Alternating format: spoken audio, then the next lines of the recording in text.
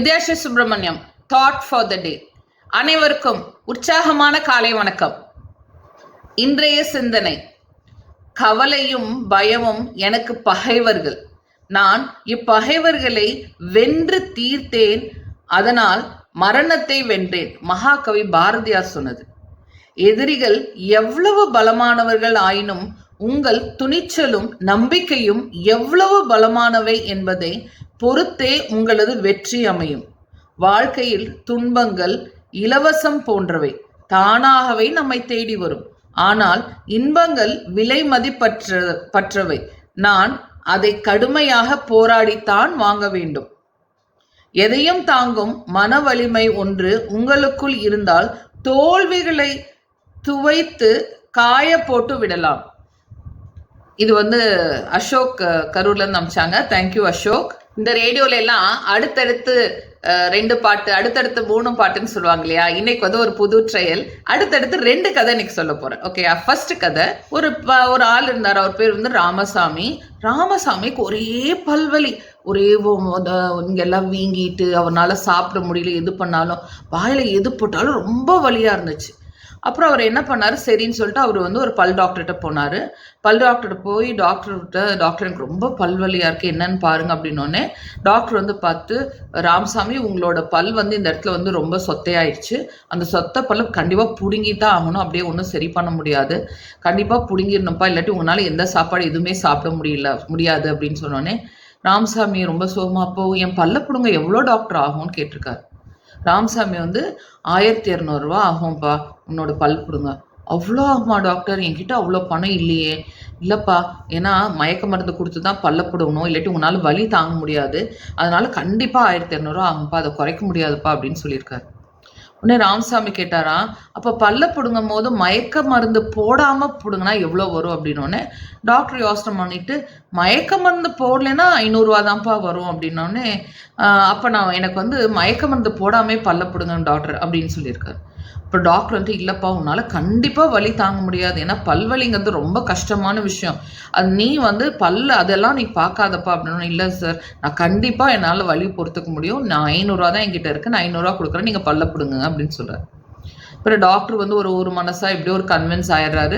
Convince ஆகிட்டு அவருக்கு பல்ல பிடுங்கிடுறாரு. பல்ல பிடுங்கும் போது பார்த்தா ராமசாமி எந்த ரியாக்ஷனுமே பண்ணல, நல்லா பொறுத்துக்கிட்டாரு. நல்லா பொறுத்து இவர் கரெக்டாக பல்லெல்லாம் பிடுங்கி அந்த ப்ரொசீஜர் எல்லாம் முடிச்சிடறாரு. முடிச்சதுக்கப்புறம் ராமசாமி அவருக்கு 500 ரூபா பணம் கொடுத்துருக்காரு. 500 ரூபா பணம் கொடுத்தோடனே பல் டாக்டர் ராமசாமி, நீங்கள் கண்டிப்பாக உங்களோட பணம் எனக்கு வேண்டாம், ஏன்னா இது என்னோட கேஸ் ஹிஸ்ட்ரி, நான் இத்தனை வருஷம் பார்த்த கேஸில் இந்த மாதிரி பல் பிடுங்கும் போது மயக்க மருந்து இல்லாமல் பல் பிடுங்கின ஃபர்ஸ்ட் ஆள் நீங்கள் தான். எனக்கு இது ஒரு பெரிய உதாரணமாக இருக்குது, இது என்னோட கேஸ் ஸ்டடிக்கு யூஸ் ஆகும், அதனால் இந்த 500 ரூபா நீங்கள் வச்சுக்கோங்க, இந்த 500 ரூபா எனக்கு வேண்டாம், நீங்கள் சந்தோஷமாக போங்க, எனக்கு ரொம்ப சந்தோஷமாக இருக்குது, ஆச்சரியமாக இருக்குது, எப்படி உங்களால் பல்வலி தாங்க முடிஞ்சது அப்படின்னோடனே அப்புறம் ராமசாமி சிரிச்சுட்டு, ரொம்ப நன்றிங்க டாக்டர், ரொம்ப நன்றிங்க டாக்டர்னு சொல்லிட்டு போயிடுறாரு. டாக்டர் யோசனை பண்ணுறது, இப்படி ஒருத்தர் பல் பிடுங்கும் போது தாங்கிக்கிட்டாரு, வா சூப்பர் சூப்பர் நினச்சி ரொம்ப எக்ஸைட்டடாக இருந்தார்.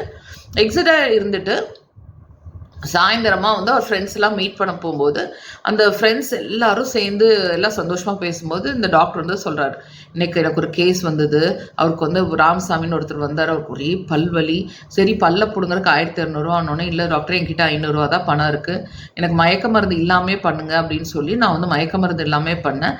என்ன ரொம்ப ஆச்சரியமா இருந்தா அவர் கொஞ்சம் கூட ரியாக்ஷனே இல்லாம அழகா பல்ல பிடுங்கிட்டு போனாரு.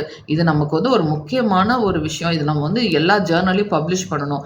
இப்படி ஒருத்தர் பல்ல பிடுங்கிட்டு போனாரு அப்படின்னோடனே ஒரு ஃப்ரெண்டு பக்கத்துல இருந்துட்டு, அந்த ஆள் ஒரு மாதிரி சுருட்ட முடியா அப்படின்னாரு. இவரு, ஆமால ராமசாமிக்கு சுருட்ட முடியுதா? அந்த ஆள் வேஷ்டி சட்டை போட்டிருந்தாப்லையா? ஆமா வேஷ்டி சட்டை போட்டிருந்தாப்புல. கையில ஒரு மாதிரி பாசி மாதிரி போட்டிருந்தாப்லையா? ஆமா பாசி மண். ஓ அதானா மேட்டர் அப்படிங்கிற அந்த ஃப்ரெண்டு. இவரு, என்ன அதானா மேட்டர்ன்னு சொல்ற அப்படின்னோடனே, இல்லை காலையிலேயே அந்த ஆள் எங்கள் கிளினிக் வந்தாப்புல, நாங்கள் வந்து மயக்க மருந்து போட்டு வச்சு பல்ல பிடுங்கிறதுக்கு ரெடி பண்ணிட்டு இருந்தோம், அதுக்குள்ளே அந்த ஆள் ஓடி போயிட்டாப்புல. ஓடி போயிட்டு அதான் உங்ககிட்ட வந்து எனக்கு வந்து மயக்க மருந்து இல்லாமே பிடுங்கிருங்கன்னு சொல்லி அழுகாமல் பிடுங்கிட்டு வந்தாப்புல. இதான் மேட்ரு. நீ வந்து ரொம்ப இது வந்து நெகிழ்ச்சியாக ரொம்பலாம் நீ கேஸ் ஸ்டடிலாம் ஒன்றும் நினைக்க வேணாம். அந்த ஆள் எங்கிட்ட மயக்க மருந்து போட்டு காசு கொடுக்காம ஓடி வந்து உங்ககிட்ட வந்து பல்ல பிடுங்கி நீ அந்த காசையும் வேண்டான்னு சொல்லி நீ மிரக்கல் அப்படி இப்படின்னு சொல்லி ரொம்ப ஆச்சரியப்பட்ட. ஆக்சுவலி அந்த ஆள் உன்னையும் ஏமாத்திருக்கான், என்னையும் ஏமாத்திருக்கா அப்படின்னு இவருக்குடைய சோகமாக போச்சா. ஜாக்கிரதையா இருங்க மக்களே. ஏமாத்துறவங்க நம்மளை சுற்றி இருந்துட்டு தான் இருக்காங்க. ஸோ நீங்கள் உஷாராக இருக்கணும். ஓகே, நீங்கள் உஷாரன்னா அவங்க வந்து ரொம்ப உஷாராக இருக்காங்க. நம்ம ரொம்ப ஏமாந்து நம்ம தான் ரொம்ப புத்திசாலி அதிசயம்லாம் நினைக்கிறோம். அப்படியெல்லாம் ஒன்றும் இல்லை. ஓகேயா? ஓகே, இப்போ வந்து என்னோட அடுத்த கதை என்னன்னு பார்ப்போம். அடுத்தடுத்து 2 கதை சொல்ல போறேன். அந்த 2வது கதை இதுதான். ஒரு பாட்டி வந்து டெய்லி வந்து ஆரஞ்சு பழம் வித்துட்டு இருப்பாங்க.